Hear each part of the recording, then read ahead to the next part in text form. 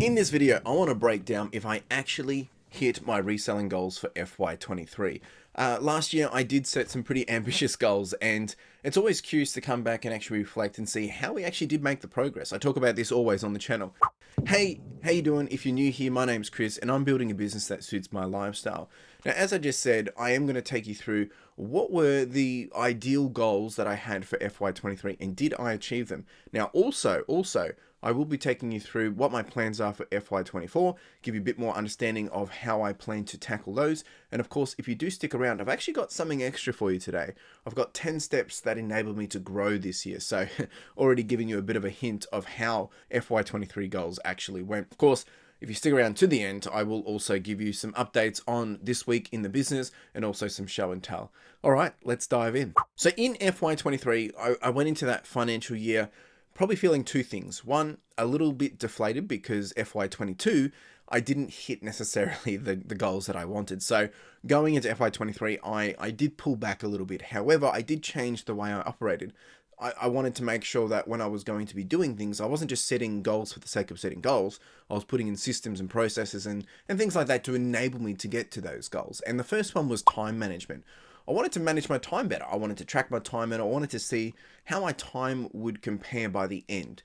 Now, to be frank, to be honest, I failed this big time because after May 2023, I stopped tracking my time in such detail because it wasn't really giving me much more data that I did not already know. However, I might have stopped tracking it in detail. I still have it at a high enough level to be able to give you some average numbers of how much I was spending in the business. Now, prior to FY23, I was spending on average 2.79 intentional hours working in the business, right? And when I say working in the business, like hands-on physical doing stuff. So picking, packing, posting photos, listing, all that jazz. And then I started to include also working on the business as well. Now, this is average, don't get me wrong. Like sometimes it meant I might have done a day where I did 6 hours and the next day I might have done 1 hour just simply because being tired.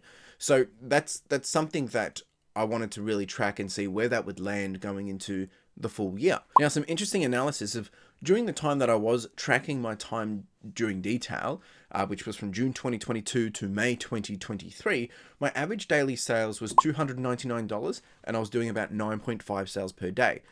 Post this, which was around May 2023, when things started to actually really increase in terms of what I've been able to do with the business, my daily sales moved to 16 per day and I was started to average $461 in revenue. So a huge jump. You know, how did I change this? What did I do, or how much did my actual time change in the business? And I think this is super important because when we start to put our time where the money is, like revenue generating opportunities or revenue generated time, so we're spending the time that we do 100% correlates to a return on that investment, we can actually start to see some pretty good results. So with my record keeping that I did do, I've gone from doing 2.79 intentional hours per day to ranging between 3.3 all the way up to 4 hours per day. So basically an extra 40% of my time, on average, has resulted in about 54% more output in terms of revenue.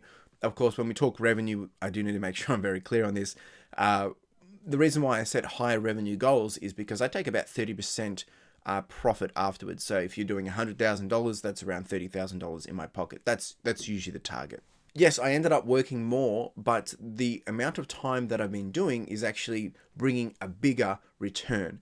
And I think that's really encouraging because at the end of the day, we want to make sure we are leveraging our time. So for instance, if your time's worth $50 an hour, but you're able to generate, $150, $200 worth of revenue, or probably more than that, well, then you're leveraging your time. But if you're worth $50 per hour, but you're actually only generating $40 per hour based on the effort that you do, well, then it's quite diluted. Obviously, working for yourself, that's never going to be the case.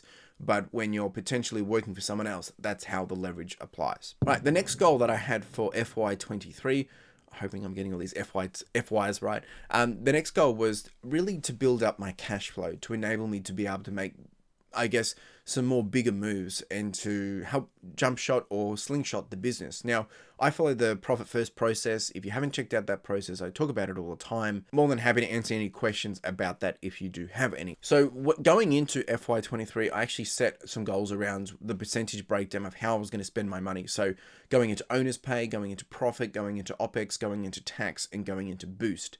Now, as I progress through the year, some things did change, and you'll hear more about that shortly. Like, for instance, I got a storage unit. That was back in October 2022, which meant the way I was operating had to change. I needed to have money being readily available in different areas. Now, it all kind of comes into OPEX, which is your operating expense, but I was breaking things up a bit to really challenge myself on how I was going to operate. So what actually happened was my owner's pay stayed at 42%, my profit 1%.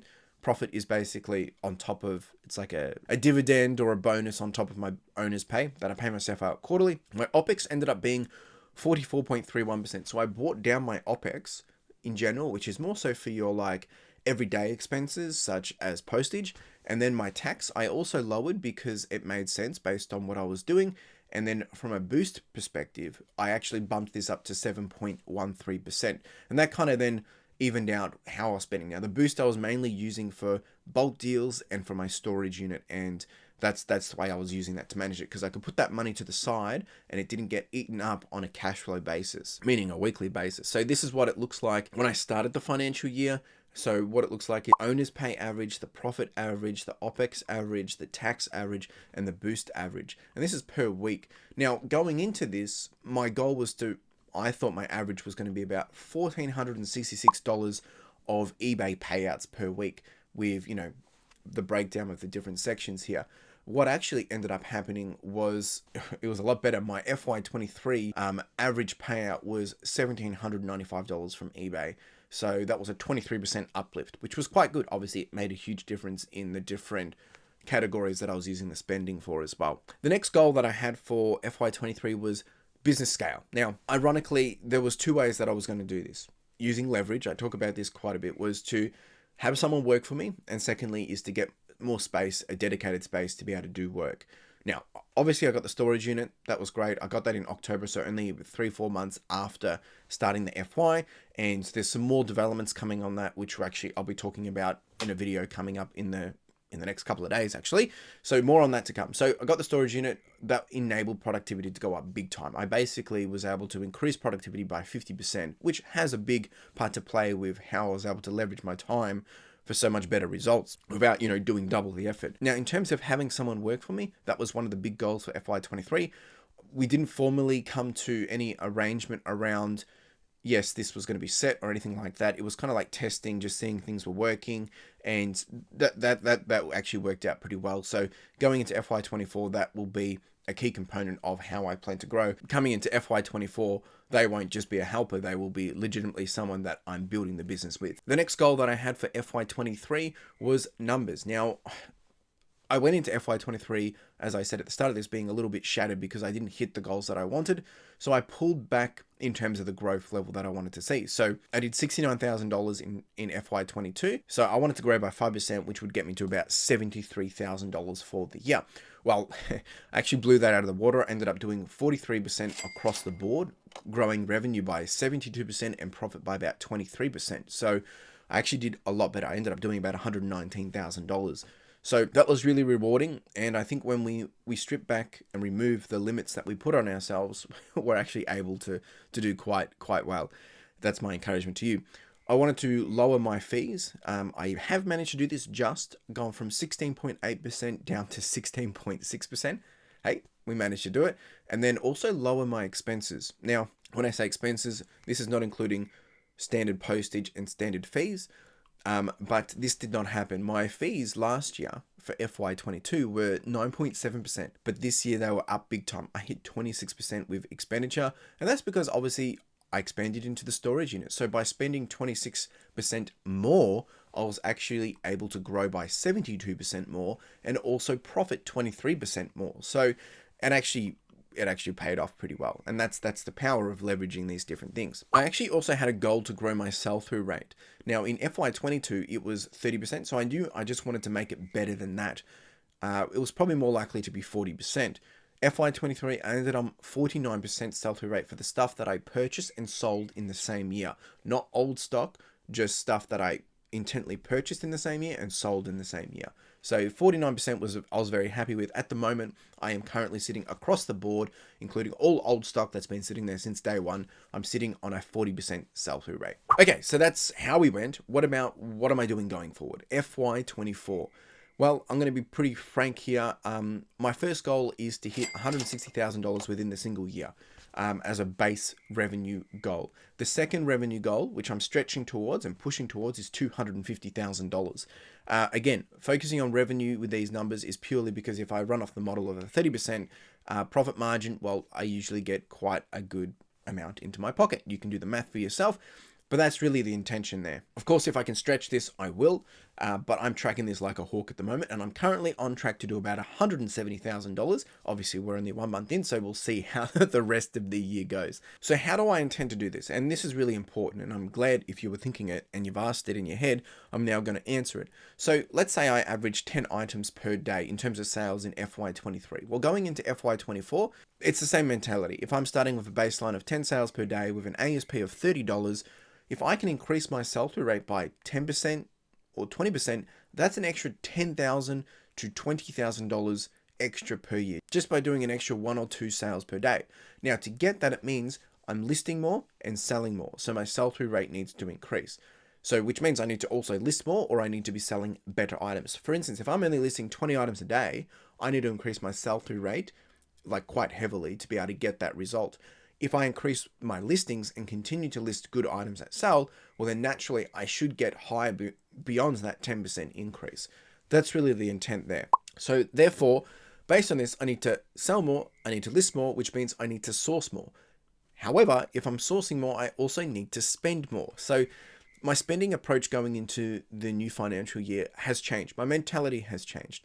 I talk about small business mentality, and that's what I'm growing. I'm building a small business, reselling being that's going to enable me to build the lifestyle that I want. So I'm going to spend more on leveraged activities. And what I mean by that is obviously how my space provides a better output. So the space that I have and where I operate from, that's going to provide a bigger and better output from where it was previously, for instance.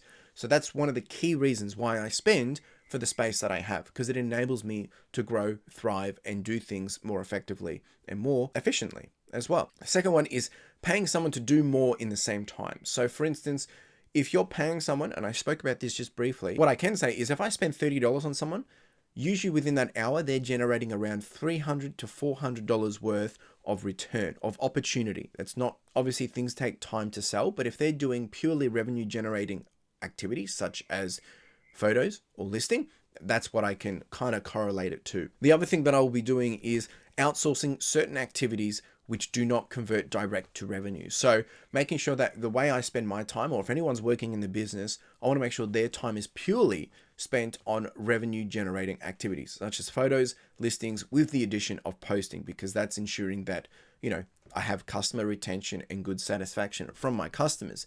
So, but the two main focused areas will be making sure that all my time is spent more on photos and listing and posting. Now, you're probably thinking, what about sourcing? Well, yes, sourcing is a big one. I have changed up a lot of my models of how I'm doing it. I'm doing a lot of consignment deals with a certain company. I'm also doing a lot of wholesale. Now, I will just digress here on the side. For people that potentially think wholesale isn't reselling, any business that sells anything that they've gotten for cheaper for more is reselling. I mean, if you buy shares at $10 a stock and you sell them for $30 a stock, that's reselling. The whole model, it's just capitalism. Anything that you buy for low and sell for high, or manufacture for low and sell for high, it's reselling. The mentality of reselling is that we go out, we find something, in our ecosystem, in our environment, where we live, in our local area, we pick it up and we can flip it for some quick dollars. That's essentially the mentality of reselling. But the same applies across any business. If I'm able to source 100 items from someone who has 100 items, and I'm able to sell them for, a 30% return or a 50% return, it's no different. It's just where I got the items from. And if I can find people that have the items that I want to sell in quantity, then why would I not do that? So I'm not saying I'm not going to be sourcing, going out to thrift trips or garage sailing or anything like that. but I will be changing how I bring in my sourced goods because I want to spend my time more wisely to ensure that I'm growing the business and spending my time where I want it. Now, the other big final thing that I'll be focusing on for FY24, which is actually probably the scariest part of all this, is I'm going to be taking some time away. I'm going to be going away to the Philippines for a good couple of months, actually. And I want to make sure I can keep the business still in action. So that actually challenges me to build the business in a way that's going to enable it to continue to thrive while I'm away. So that means, things will have to change. How it operates, how it's run, who's operating it, how it's being run, and all those details I do not have in detail at this point. It's really something that is motivating me to focus and operate in a different way. And it's probably what I've always wanted. Again, building a lifestyle that I want from my business. But this forces that. So that's really something else that I'll be focusing on. I'll be testing things out, and it's going to definitely test out my whole motto of building, a lifestyle that I want. And this will be a nice little, good little tester for that. All right, so that's it.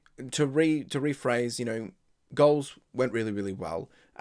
Setting new goals is super important to, push ourselves to a level that's going to get us to where we think we're capable of, if not greater than what we're capable of. So I'm building what I want, what no one else wants. It's purely what I want, and figuring it out as I go, finding the ways to pivot and adjust, but also making calculated risks to force that growth as well. And at the start of this video, I said, if you stick around, I do have a 10-step process that I believe has enabled me to get the level of growth that I saw in the last financial year. And I want to share it with you. They're more just concepts and dot points around big reasonings of what I did or what I think I can correlate to that growth. So I'm going to share them with you. If you have questions about this, more than happy to answer. So the first one was diversifying my sourcing channels, who and where. So where my sourcing routes were, what my sourcing routes were, what were the channels of how I was sourcing. As I just said, I was doing a lot more consignment.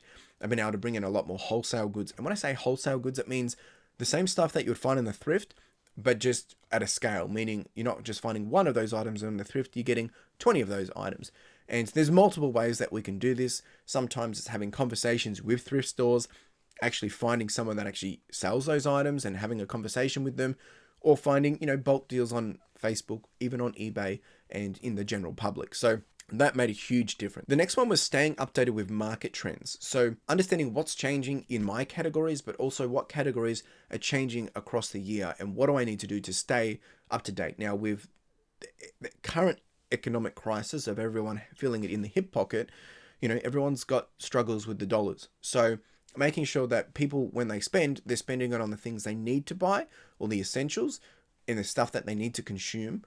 And being able to have that in my store means I'm getting people buying from my store. The next one was to optimize product listings for visibility. Now, I continue to do this. It's a slow process, but good listings and photos means good potential for sales.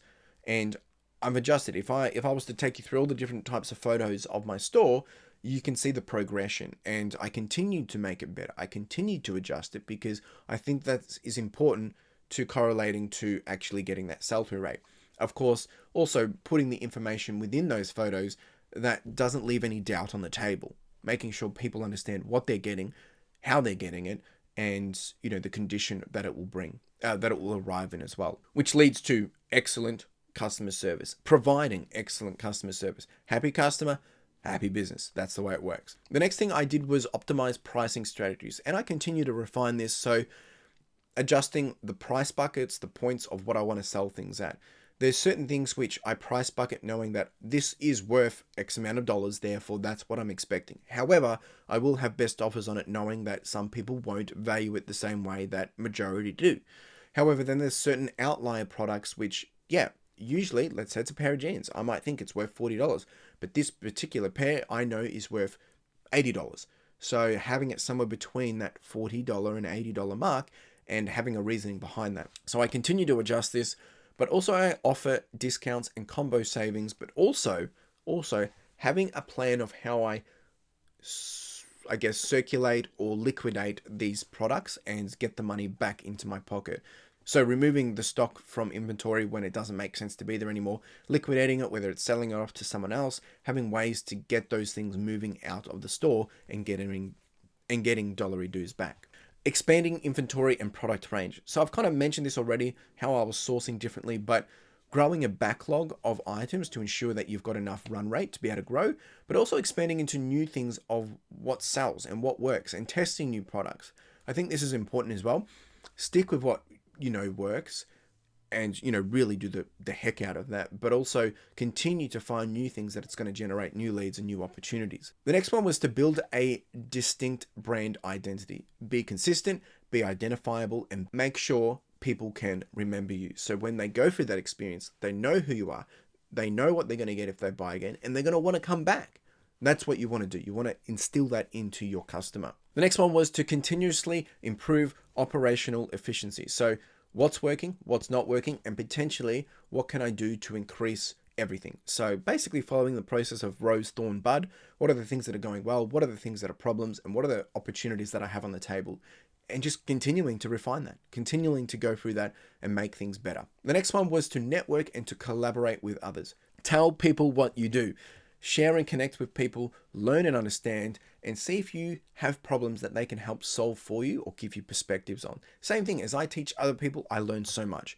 That has been super key. And the final point, or the final area of growth that I believed has helped the growth, is taking calculated risks to force change.